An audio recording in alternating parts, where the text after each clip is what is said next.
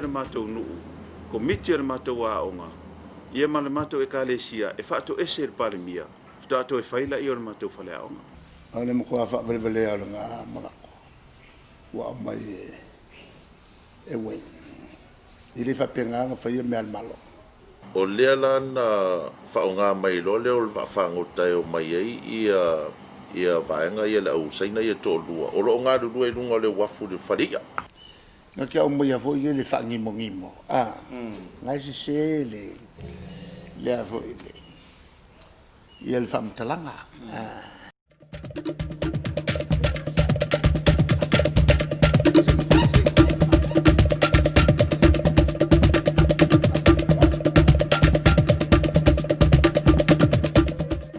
Le aso e talatuan nafi e le sa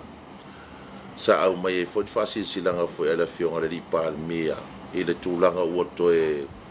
fa popo le si masina i le lockdown na le tatou po tatou SOE ia ole olona nganga ia ole tau pui pui o tatou tunu o mai i le fa mai la vale o coronavirus Peitai tui o leo e siringia le mta upulea. Ia o te mori ma watu e sa o le mta upulea. Ma o lo i e te au fo i wha mau maunga o lea wa whangota na au mai einisi o ali i saina.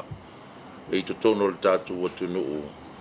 O leo ori ia sa ngā rue la vai nei sa moa.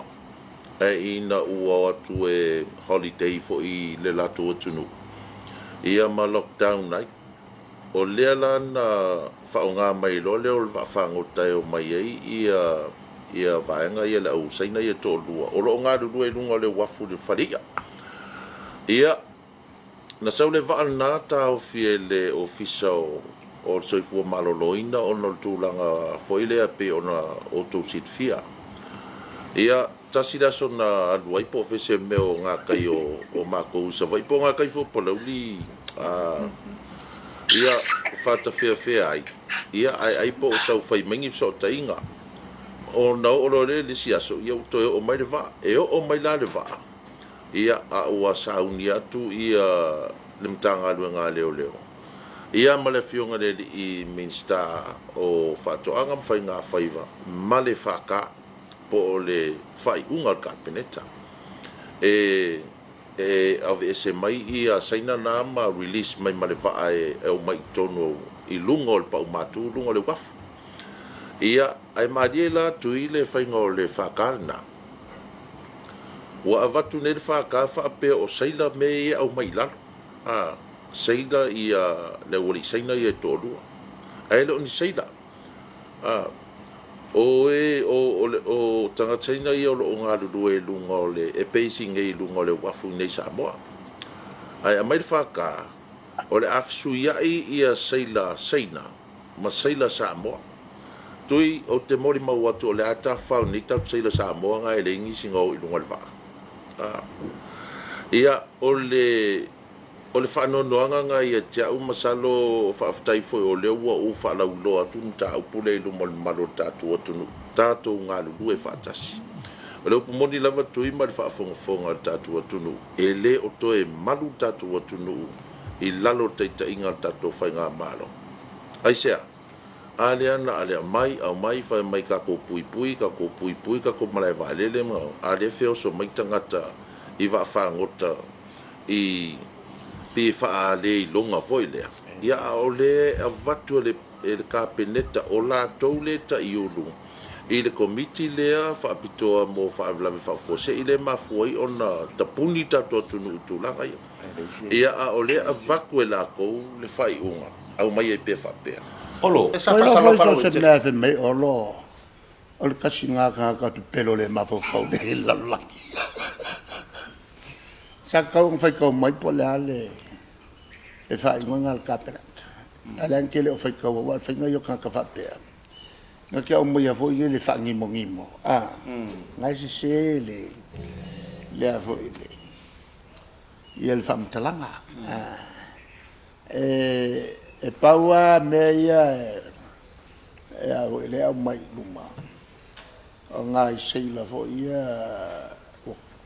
o kolu masinga fa masinga o le whangota o le vanga nga amaka mai le kaimio na so el covid el kere la o sainga po on kakaya pangi fo le ia whangota ia la to va ia wa kolu kampani e fai mai mai whangaio ia la to va le foi whangalo ngai te le samo avo e makua pu ele la ko kai mai pu me foi sakeriki ma fa maulele ya la to ele isuia a faila o firma kolu masinga o fango kai le mo mai e sila kulanga kali kongunga kan kai ngai lo ngisia kan kai o mai le mela kum ka o ala tu no kan kai ya nga o i amasam ele o mamai ele covid ala la bala chef ma la tona le matua mate tu le forma o la ko fo o apala yo mai ala fai le ala to tu masia ya ona fatu mai le pela vai na samai o China mai apani le na mai ai se tato fana